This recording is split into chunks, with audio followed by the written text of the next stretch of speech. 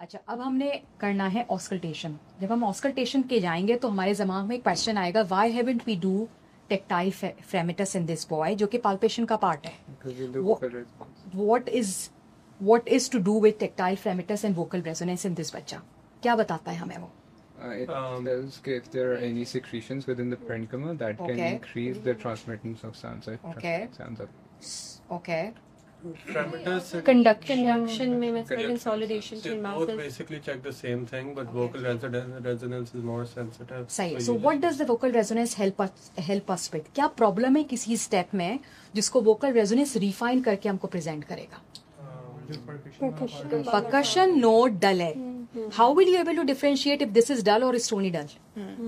It is difficult because dull और stony dull एक जैसे साउंड करते हैं, तो VR या TF करते हैं. अगर वोकल रेजोनेंस बढ़ गया तो इसका मतलब है ये अंडरलाइन कंसोलिडेशन है. अगर वोकल रेजोनेंस कम हो गया तो दिस इज अंडरलाइन डिफ्यूजन. ठीक है. So this is why we do VR या TF. हम TF नहीं कर रहे बिकॉज एक तो ये ऑब्सोलीट हो गया है step, both are serving the same purpose. Second, it is difficult to make the child से 3-3-3 वन टाइम, और दो तरफ करा रहे हो गया, पोस्टीरियरली भी करा रहे हो गए, तो TF में भी करे 3-3 दिन एंड देन फिर VR में भी 3-3 दिन करे और बेल बज जाए. ठीक है. तो will do one step vocal resonance. ठीक है. अब हम कर रहे हैं ऑस्कल्टेट. आ जाओ. What do you like to auscultate? Anterolaterally. क्या सुनना चाहते हो? चेस्ट पे क्या सुनो? लंग्स पे क्या सुनोगे? Whether it is vesicular. शाबाश. How does a vesicular sound appear on auscultation? Ma'am, like there's complete bronchodilation and. नहीं, वेसिकुलर सुनाई कैसे देगी? कहोगे ये वेसिकुलर है. चलो, हेल्प हिम आउट. हम जैसे वो खोलने के बाद No, it'll be. It's a phase of sound. So expiration is longer than. उल्टा. Inspiration is longer than expiration with no pause. This is inspiration and see my this hand only. इतना हाथ देखना मेरा. मैम वेसिकुलर में Vesicular. में longer नहीं होती. Inspiration is always greater than expiration and there is no gap until proven otherwise. Maybe हो सकता है मैक्लियोर्ड्स ने चेंज कर दिया हो. डॉक्टर सना सईद के जमाने में inspiration was greater than expiration and there was no gap. What is a bronchial like? इसमें they are equal. They are equal and with a pause in between. Normally bronchial क्या मिलता है? Trachea, larger airway. मेन ब्रोंका है division के ऊपर और trachea पे मिलेगा. एबनॉर्मली कहाँ मिलेगा? Consolidation PAF part. Consolidation bronchial बोलोगे. ठीक है. फिर VR बढ़ा भी दोगे. ठीक है. सुनाई देगी वो बड़ी. ठीक है. अच्छा, अब हम एक तो सुनना चाह रहे हैं किस टाइप की ब्रीदिंग है, और क्या सुनोगे? एयर एंट्री कैसी है? दोनों तरफ साउंड एक जैसी सुनाई दे रही है, किसी वक्त बड़ी है किसी वक्त ज्यादा है. Third, added sound. Stridor wheezing. Added sound. Added sound कौन सी है और किस फेज में आई है? एक्सपिरेटरी है, इंस्पिरेटरी है या बायफेसिक है? He is doing it for you and then you will do it 10 second each on both side. ठीक है. Start. Don't discuss what you are finding out in this.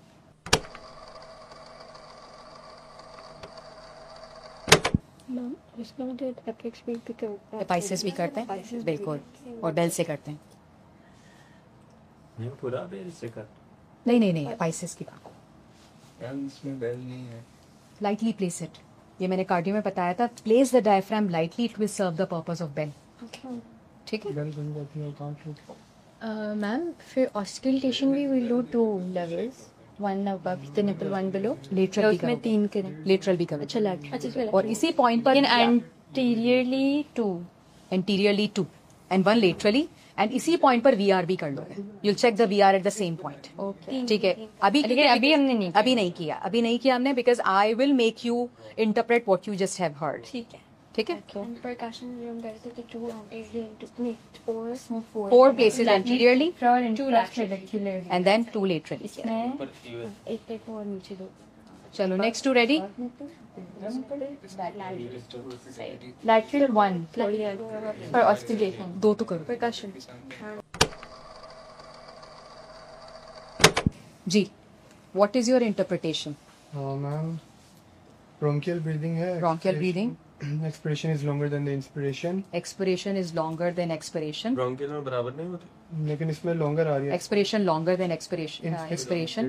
and इसके अलावा expiratory wheeze है. expiratory wheeze है.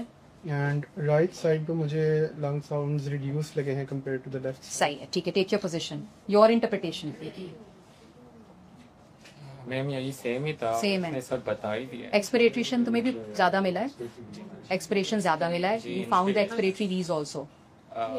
20 का मुझे नहीं था। नहीं लग रहा है, ठीक है, what is your finding? My finding with their inspiration was longer than expiration, and there was an expiratory wheeze. And again, right side पे reduce. How many of you are saying unequal air entry? Raise your hand. 1, 2, 3. Unequal air entry. How many of you saying equal air entry? ठीक है, for the equal air entry, what is your top differential? Asthma. For the unequal air entry, what is your top differential? It cannot be the same, of course. It has to be different. ठीक है, because तुम्हारी interpretation पे diagnosis होगा. So what is your diagnosis for those with unequal air entry? कोई stuck है like aspiration foreign object aspiration. Aspiration with wheezing. Wheezing. Okay. उससे पहले क्या सोचोगे आप? तुम्हारे लिए ना odd diagnosis will come first. What is that odd diagnosis? Cystic हो सकता है कि- cystic fibrosis. Cystic fibrosis. Cystic fibrosis with exacerbation.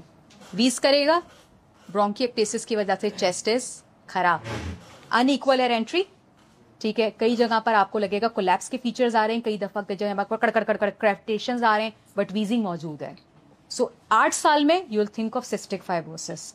Differential air entry 5 साल में फॉरेन बॉडी, ठीक है। सो डिफरेंशियल एयर एंट्री के लिए asthma will not be the first diagnosis, it has to be foreign body up till 5 year first diagnosis, or if not 5 year, then you can think of TB, you can think of cystic fibrosis as most likely contributing factors.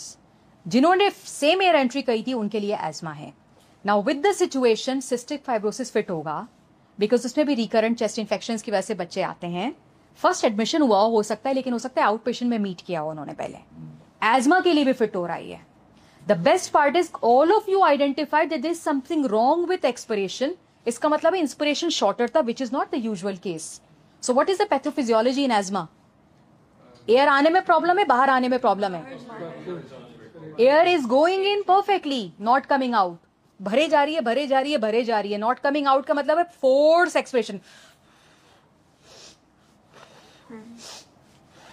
And with you see, you hear wheeze, ठीक है। So with this expiratory wheeze is a phenomena in asthma. अगर ये biphasic होती तो what is the problem? Bronchiolitis could be the feature because parenchyma भी involve हो गया है इसके साथ। Biphasic usually stridor होता है when the problem is with the glottis, ठीक है। Supraglottic is inspiratory stridor, infraglottic is expiratory wheeze. This is, I know this is like the textbook case of it. There are so many pathologies, for instance, subglottic stenosis. That should ideally or technically present with an expiratory stridor.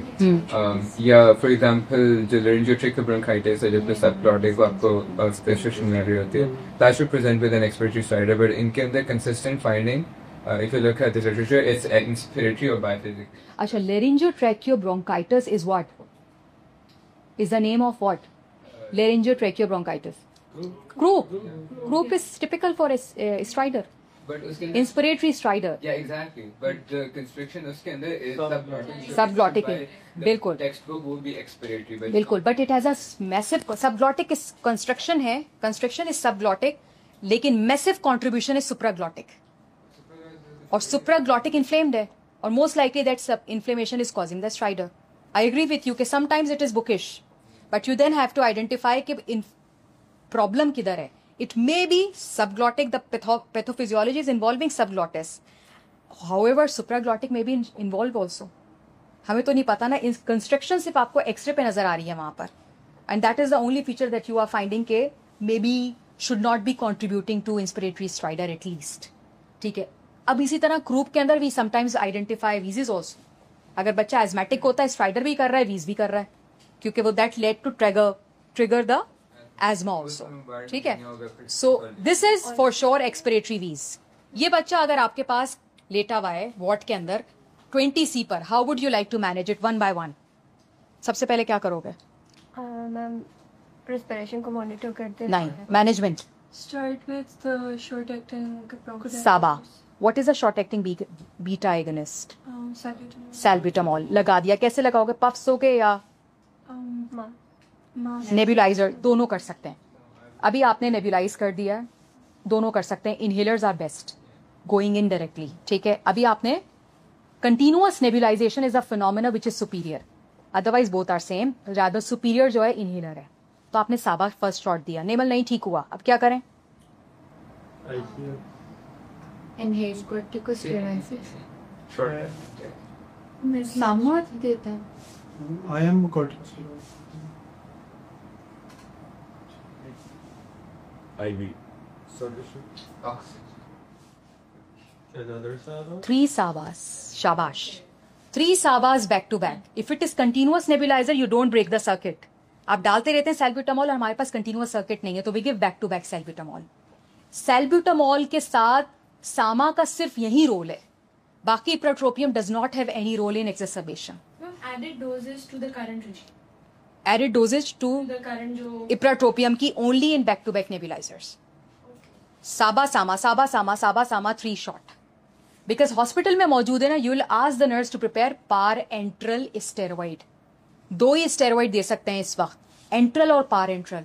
With this distress enteral is not possible, तो हम parenteral बनवाएंगे. क्या बनवाएंगे parenteral? Dex या either dexa और methyl prednisone. उसने methyl pred बना लिया, आपने शॉट लगवा दिया, साबा भी 3 हो गए.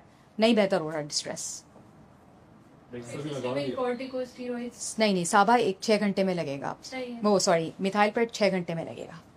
साबा कॉन्स्टेंटली मिल रहा है, there is no improvement. You can give a max. Magnesium. Magnesium sulphate is a non specific smooth muscle relaxant. तो ये मॉनिटर बेड के बगैर नहीं देते. If it causes bronchodilator it will cause vasodilatation and a drop in blood pressure also. तो monitor लगाएंगे और magnesium sulphate दिलवाएंगे. अभी भी नहीं बेहतर हुआ, टर्ब्यूटलीन देंगे और टर्ब्यूटलीन का सबकुटेनियस शॉट लगा के कल्बे अब्बास को बुला के बच्चा व्हील करेंगे टुवर्ड्स पिक्यू. बिकॉज टर्ब का इन्फ्यूजन लॉन्ग च्यूटी कराता है और वो हम नीचे नहीं देते, we give it in ICU. नहीं बेहतर हुआ अभी भी, लाबा लगा दिया आपने. What do you do? There is no improvement. How will you escalate now? Sorry mag sulphate मिल गया, 6 घंटे से नहीं मिल. एपिनेफ्रीन का शॉट देंगे, it may be anaphylactic shock with constant wheezing. दे दिया आपने, नहीं बेहतर हुआ. Why do we not put the child straight forward on vent? तुम दोनों के अलावा बताएंगे. Sorry step wise. वाई? डाल दे वेंट पे ले जाके आईसीयू में. It is salvageable in many situation but not in asthma. I have a theory. बताओ. I am not sure though. You can say. Because vent पे आपको साथ sedate भी करना होता है, right? ओके. तो उनका खुद का जो एफर्ट है वो रुक जाएगा. नो, तो वो तो वेंट दिलवा रहा होगा ना सांस. Rent is expensive. नहीं, cost of life is far more. Is it risk of barotrauma? It is risk of barotrauma. It is going in, not coming out. तो एयर पहली भरी हुई है, पीप दोगे तो लंग फटेगा. ठीक है, तो we don't put the child on straight forward on ventilator. Do some more measures. और क्या दे सकते हैं हम? मिथाइलजेंथीन्स, अमाइनोफाइलिन. लेट आता है. Why do we give it? टर्ब्यूटलीन के बाद. Why do we get it late in children and more early in adult? एक सेकेंड, ब्यूटिलिन के बाद ही देंगे या एपिनेफ्रिन के बाद? एपिनेफ्रिन के बाद, but before went. Before went. मैंने ये देखा था, या तो अमीनोफाइलिन या टर्ब्यूटलीन. दे देते हैं, दोनों देंगे. Why मिथाइलजेंथीन? Man, they don't work. Late. Miracles can happen. They don't work. Miracles can happen if it is saving the child from going on to ventilator then. So Harriet Lane कहता है ले दें आप. तो बुक में जो लिखा हुआ है वो ये है कि मिथाइलजेंथीन दे दें. आपसे बुक की नॉलेज पूछी जाएगी तो आप वो रिगर्जिटेट करेंगे बेस्ड ऑन एक्सपीरियंस. अगर आपसे 4th ईयर पे पूछा जाए तो ही बताइएगा, वरना मत बताइएगा.